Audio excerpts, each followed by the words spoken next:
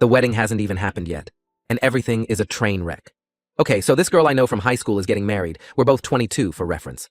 In our senior year of high school, she got pregnant with baby daddy A, who will be referred to as Adam. Her super conservative parents kicked her out, and she ended up moving in with a friend's family.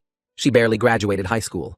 The only reason she did were because of the generosity and support of our teachers and students who volunteered to help her, which is how we met. We were in the same law class in the morning, and she had the worst morning sickness that really affected her ability to be in class. So, I took extra notes for her, tutored her, and brought her her stuff if she hadn't come back by the bell. I wasn't the only one who did stuff like this for her, and I know she really appreciates all the assistance we gave her. She had the baby a month after we graduated. She'd signed up for a 911 dispatcher course for after high school, because where we live, it's a good, steady job, with opportunity for certificates and promotions. But she didn't realize how intensive the course would be and had to drop out. She started working at a grocery store bakery, just until she had a better plan. Adam started an apprenticeship while working part-time at a hockey rink, and proposed to her literally the day of her 18th birthday, and brought up marriage because it's the right thing to do. I don't really agree with that, but this isn't about me. And she was always refusing. She started cheating on him after a while. We're all 19 now, and eventually leaves him for another guy, because she's pregnant again, and it is far more likely that this guy, baby daddy B, who will be referred to as Brad, is the father of the child. Neither of them can afford lawyers, so getting any kind of custody agreement is a mess, and then their parents got involved, and they did 50-50 split, still not made official. She has the baby, that does turn out to be Brad's, and everything is okay for about 9 months, when she finds out Brad has been cheating on her with his TA. Brad decides to pay child support but doesn't really want contact with the kid, only around holidays and 1 weekend a month for his parents' sake. She moves back in with her parents, we're all 20 now, who only accept her back because there's grandchildren around. On the plus side, when she's 21, she gets to take that year-long dispatcher course and passes with flying colors. After working as a dispatcher for a year, we're all 22 now, she meets a police officer we'll call Chad, who's 26 and married. And Adam's second, cousin. I can't remember how they're related. Just that Adam and Chad are related somewhat distantly. She has an affair with him. Infidelity is super common among cops, apparently. She gets knocked up, his wife divorces him, Chad proposes because it's the right thing to do. She accepts, and her parents kick her out again for being a cod insert expletive here. She moves in with Chad with her 2 kids. They've started planning the wedding, which, given the background, is something akin to a dumpster fire. Adam is livid. He was desperately in love with this girl and hasn't really recovered from what she did to him. And while she rejected his proposals years ago, she's accepted one from his cousin who propsed for the same reason he did. Adam has basically made a call for loyalty in the family, dividing everyone one who should go, who should give money, etc. Plus, they're having trouble planning anything because of COVID. Her parents have outright said that they're not going, along with half of her family, and her younger sister has been going around and sabotaging what plans they can make. She has asked me to be a bridesmaid. I said that I couldn't because I live in a different province now, but the truth is, I do not want to be wrapped up in that clusterfuck in any way. I'm just watching the arguments and events unfold on social media because this is quite honestly the most entertaining thing I've seen all year. It's weird to me that she even asked because we're not friends, we never have been. We were friendly strangers in high school. I just helped her out for one class because she needed help and I could give it to her. I was just being nice. But based on how she turned out, I'm just sad for her. 3 kids in 4 years, and she's alienated so much of her friends and family because of her actions, and I'm torn between feeling sorry for her and putting my head in my hands. Edit 1. First off, all of your comments are hilarious. Second, I'm going to answer some of the common questions. We're from a city with over 400,000 people. She just comes from the neighborhood that is made of either Bible thumpers or white trash, with no in-between. But the high school we went to was in a completely different neighborhood than that. Our school had a pretty good sex ed course, and they gave out free condoms and had resources to help girls get birth control, and they had programs in place for if students ever got pregnant, were going to be teen parents. They also had one of those classes with the dolls for girls who were high risk at teen pregnancy, but she wasn't high risk, so she wasn't in that class. I don't if BC just didn't work for her, or if she never tried it. She started alienating her friends after the affair with Chad came out because people weren't exactly jumping for joy that she'd broken up a marriage. Chad and his ex didn't have any kids, thankfully, so there were less obstacles. When people weren't immediately ecstatic for her, she started getting very snippy, rude, and was calling the bitches out on social media for not supporting her new relationship or pregnancy. To be honest, I'm really worried about her health because having this many babies so close together is just not good for her health, mental or physical. People are also worried that Chad will cheat on her. If he'll cheat with you, he'll cheat on you, and think she should avoid marrying him so that she can just leave him if it happens. I'll give you updates as they come out, but so far it's just a lot of yelling on social media, mostly from her, some relatives slut-shaming her, and people who are just really worried about her because, as funny as this is, this doesn't seem like healthy behavior. Edit 2. First off, I realized I never gave this girl a name. For the sake of clarity, we'll call her Beth. I realized that I didn't mention this before, but all of these are fake names. Second, to everyone commenting that Chad is at fault for his marriage breaking up, believe me, I'm well aware of that. It is his ex-wife and her family friends who solely blame Beth. Chad is also older than her and has more life experience, so I do believe that he could potentially be taking advantage of her naivete. However, she is also an adult who is capable of making her own decisions and has chosen to make poor ones in the past. Third, people who are upset that I'm posting this story here, claiming I'm humiliating her. She has been posting about this mess on every social media platform she has since they got engaged in July. She put this out there long before I did, except she did so in front of friends, family, employers, and co-workers, as well as internet randos. Fourth, despite getting engaged in July and attempting to start planning then, I was only asked to be a bridesmaid 3 days ago. I knew that there was a mess going on, but I didn't really pay attention to it until she asked me to be a bridesmaid. I tried to ask what was going on. I said that she should talk to someone, but when she completely brushed me off, I checked her FB and Instagram and found out about all of this. Fifth, I realized that I didn't really talk about how disastrous the wedding planning has been going. See, here you go. They've had to rebook 3 times because venues and vendors kept canceling when infection numbers got worse, even thought their wedding was months away. Beth has been flipping between having the wedding while she's pregnant, saying she's proud of her bump, and wanting to wait until they're born because she feels fat, which is unfortunate because she's been breaking down due to her insecurity on a public platform. Beth is currently 7 months pregnant. Beth's great aunt was going to give her her wedding dress to wear after she gives birth, but Beth's mom freaked and stole the dress from said aunt before Beth could get it and is now keeping it. The great aunt says she's too old to get in a fight and has shrugged it off. Chad's immediate family is paying for the wedding and has been cut off by the rest of their extended family for choosing Chad. Beth's wedding colors are pink and green, which is usually a nice combo, but the specific shades don't go great together. They're her and Chad's favorite colors, which is fine, but she literally made a video talking about these colors for 14 minutes on her Insta, and both of her kids are just full-on bawling in the background, and she's ignoring them, and she's gotten some flack for that. Adam is finally settled into his trade and has now hired a lawyer and is trying to get primary custody and not allow his daughter to go to the wedding. She's planning a Zoom baby shower bachelorette party and has sent out a registry, and she's asking for crazy expensive things. She's also set up a GoFundMe to help pay for a honeymoon and is making a lot of posts about how no one loves her because the fund only has $1,260 of the $20K she wanted. I'll update when I can, but I'm still in school, and while I do want to help her, she's refused help offered in the past. And there's only so much of this I can take mentally right now. Update. Hey everyone, so some stuff has gone down, and it doesn't look like it's over yet. Sorry, I didn't update sooner, but Rona came back with a vengeance and totally messed up plans with uni and family. Anyway, on to the update. From the last update, 16th, lots of ranting and chaotic wedding planning on social media. She found a dress and has decided she will get married while pregnant. They found a local wedding venue that is very lovely. But I'm shocked she's still trying to book stuff with all of their previous venue cancellations. December 16th. Her little sister unblocked her to call her a sunut and tell her that all her wedding plans were stupid. This resulted in a petty and entertaining Facebook war until the little sis blocked her again on the 17th. December 18th. Beth went nuts on social media because Adam had kidnapped their daughter. What really happened is that because courts are moving at a snail's pace due to COVID, and Adam had reason to believe that their daughter was not safe living with Beth, he decided to just not give her back. They don't have a custody agreement, and when Beth tried to call the cops, they couldn't do anything because he was kinda right. There were dozens of videos on her various social media accounts of her ignoring their daughter, yelling at her daughter for crying or doing other things that toddlers do. It turns out that everything she needed was bought by Adam: food, diapers, clothes, toys, daycare, while it was open, etc. On top of the unofficial child support he was paying every month, which turned out to be $500 a month, a number I find ridiculous because Adam was already paying for literally everything, because she refused to buy anything for her daughter and insisted it was Adam's responsibility.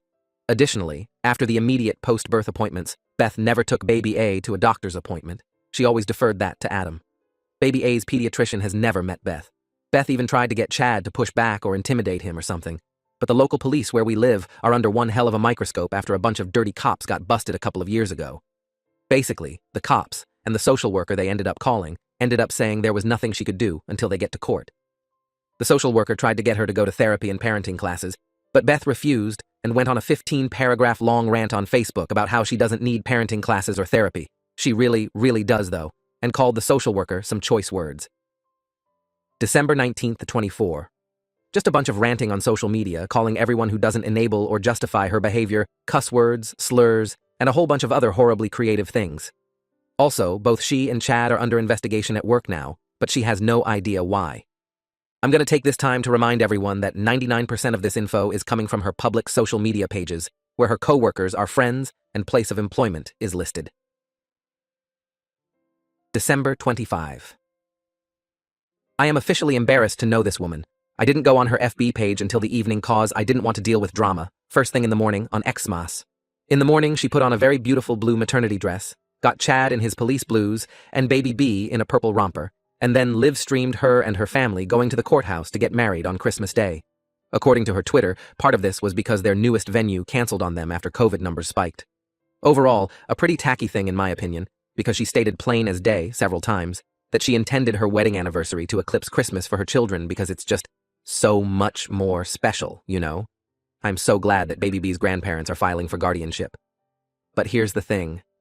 The courthouse isn't open, because of COVID for one thing, but also because it's Xmas and Canada has a predominantly Christian history. She proceeded to have a full meltdown, and when Baby B cried because, the kid's mom was screaming up a storm and scaring her, Beth called her a cunt. Yup, so done with this bitch. December 28. I ran into her at a vaccine clinic, because we were both getting our booster shots. She didn't recognize me at first, but one of my old bosses, because I used to work at the hospital the vaccine clinic was in, called my name and said hi, so she came up to me after my old boss had left. We talked a bit while we sat down for the mandatory waiting period after getting the shot. She asked how I was, but didn't even wait for me to respond before she started ranting and complaining about her life. I was just going to sit there until the time was up and then just politely make my exit. But when she started talking shit about her kids, something inside me snapped. I just said, "Do you even like your kids? Do you like being a mom?" She got pretty quiet for a second and then said no. IDK, her voice and demeanor completely changed, and we just sat in silence until our time was up. I said goodbye, but it was really awkward. December 31st, today. I just looked at her feed and this is such a shocking what the actual fuck moment. She's thinking about giving up her kids. She went on about how recently she was asked if she liked her kids or being a mom, and how she realized that she didn't. She hates her children and blames them for ruining her life, and how she doesn't want to be a mom. I mean, nothing is official yet, but what the hell? I'll update as stuff happens now that I have the time, but this whole thing has been a big giant mess. Also, sorry for any formatting or grammatical errors. I'm not used to using Reddit on my PC. Update 2. Okay, so, some stuff has happened, and most of it's good. Jan 4th, Beth and Chad stopped posting on all social media. I was actually a little worried she died. I mean, this woman posts everything short of her trips to the bathroom on IG. Oddly enough, this got people messaging or interacting with her social media pages, because she was usually the one to start contact, and that contact was usually yelling. No one heard from them, and some people started to be like, should we call the cops for a wellness check? Until Chad posted a status saying that they're fine but are busy. Please stop trying to contact us right now. Everyone listened, but it was weird. John 11. I got a notification that Beth and Chad are active on social media again, but I didn't feel like drama, so I didn't check out any of their posts. Jan 12, today. She messaged me on FB asking me to be her MOH. She also kept going on about the resort in Cancun that she and Chad were looking to have their wedding at. This coming February. Omicron is really bad where we are, so no one should be traveling anywhere. I've actually had to delay my trip back to the province where I go to university. No one should be traveling anywhere. Beth also found out that Chad was cheating on her with one of her co-workers, and called the woman a homewrecker on FB, tagged her, and posted the texts she found on Chad's phone. But Chad is the love of her life, so she's forgiven him, but not the other woman, which I find very hypocritical, considering how she and Chad got together. She also sent pics of possible bridesmaid dresses, and they are the most hideous dresses I've ever seen. I know that some brides do that thing where they want to look a million times better by comparison, but this was just ridiculous. One of them looked like a partially deflated balloon with feathers strapped to it. She also openly admitted that she expected everyone attending to pay $3K, $2K would go towards that guest's stay at the resort, and $1K would go to her and Chad, and they will expected wedding gifts, so that they could get their room for free. Apparently, she talked to someone at the resort, and if she got enough people to book their rooms, she and Chad would get theirs for free. She also wanted the money to be given to her instead of directly to the hotel, so that people wouldn't realize that she was taking 1K of their money. Beth sent me a pic of the wedding dress she wanted, and it's definitely a clubbing dress. If that's what she wants, that's fine, and for the record, I do think she would look great in it, but she wants all the guests to be dressed black tie, and she's already sent a list of unreasonable requests, such as, all women must wear heels for a wedding in the beach? No one is allowed to have a baby or be pregnant, really? Girls must have longer than shoulder-length hair. Boys must have very short hair, only an inch or two long. No one is allowed to be skinnier than her. She will be providing diets for everyone attending based on how she wants us to look. She and Chad must get bachelor and bachelorette parties both in Canada and in Mexico that need to be fit for a king and queen, and both must be paid for, but anyone but the bride and groom, 'cause that's just tacky. No unnatural hair.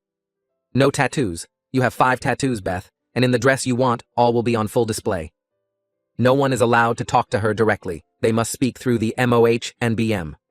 Honestly, there's a lot more, but I didn't feel like typing all that out. She's posted the list on FB and IG, and people are already calling her a bridezilla. I was also just kind of weirded out because aside from the previous convo at the hospital, and when she originally asked me to be a bridesmaid, we haven't spoken since high school. So I respectfully declined, stating that the virus and school were my top concerns right now. Then, I decided to check her socials to see if she'd posted anything. She had, and everything was basically how it was before the hiatus. Except, her kids are nowhere to be found. No, look at my cute baby pics, our kids crying in the background of her videos. Nothing. Though, based on her new pics of herself, she's given birth to baby C.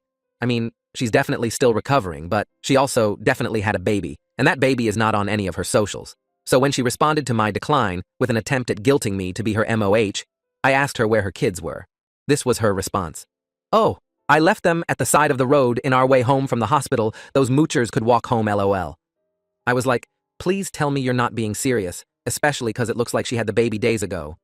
And she replied, I was just joking, you shouldn't be so serious all the time. Honey, you made a joke about child abandonment, abuse. You're not being serious enough. And then, I finally got the update on the kids. Baby A is still with Adam. Beth signed away her rights. Baby B and baby C have been given to a mutual cousin of Adam and Chad, who is infertile. TBH.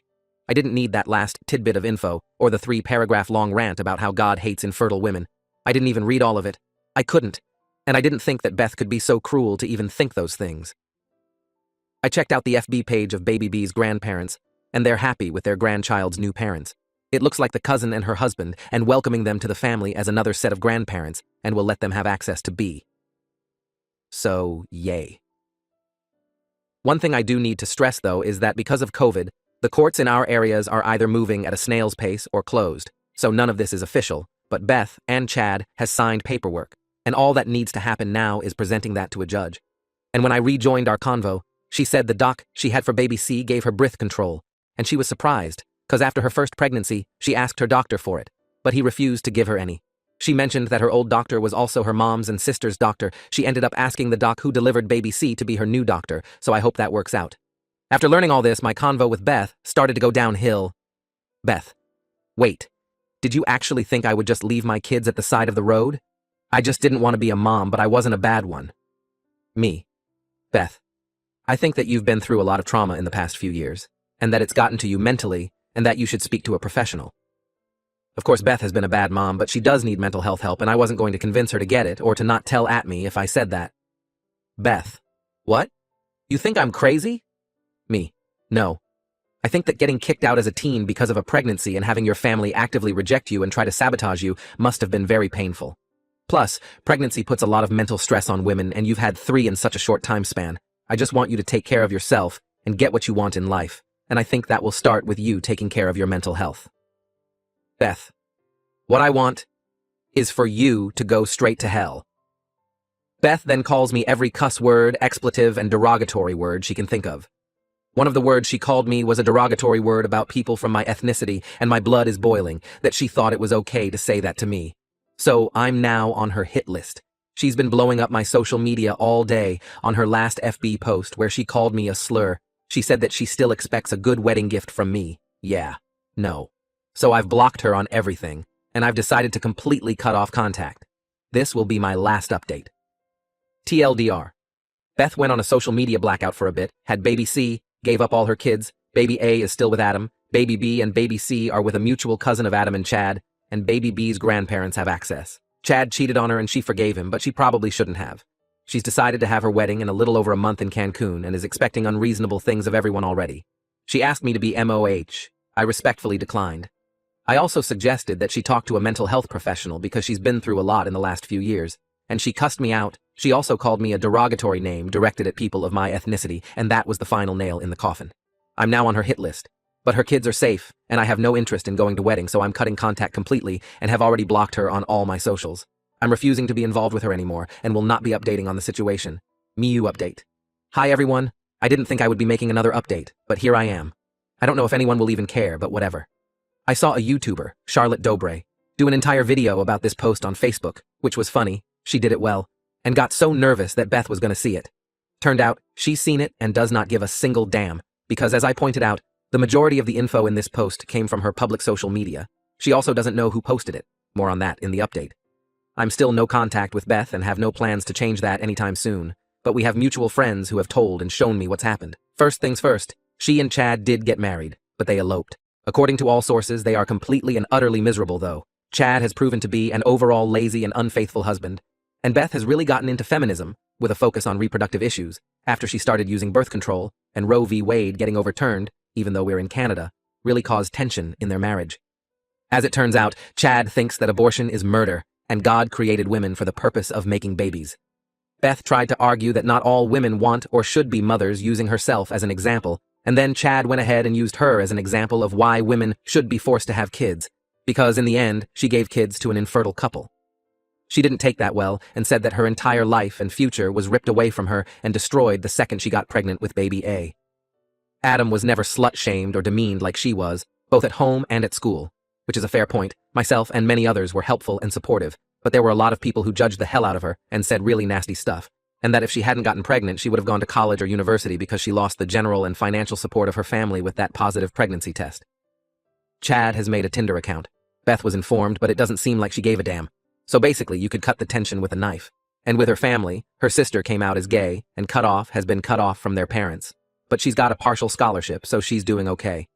She and Beth are not on good terms, but have met up and acknowledged that their parents messed them up by being religious nuts, and their parents encouraged them to be competitive with each other and sabotage each other. Apparently their dad's motto is, competition brings out the best in everyone. Ugh. But they've talked, and that's good enough for now.